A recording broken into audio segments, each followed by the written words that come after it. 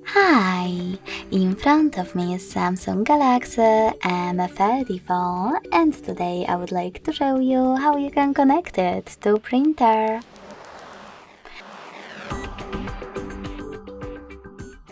Begin by going into Devices Settings and clicking on Connections right away.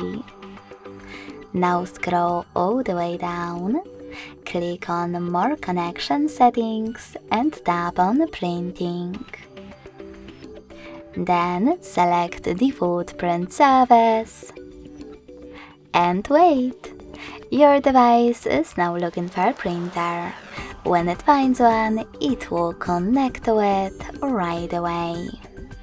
If you wish to use different service, disable this one by choosing blue sweater at the top. Go back, tap on Download plugin and install the best service for your printer.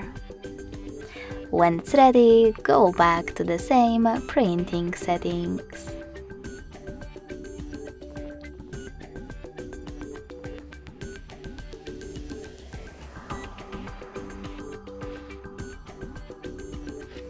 Then just tap on your new service and wait as well.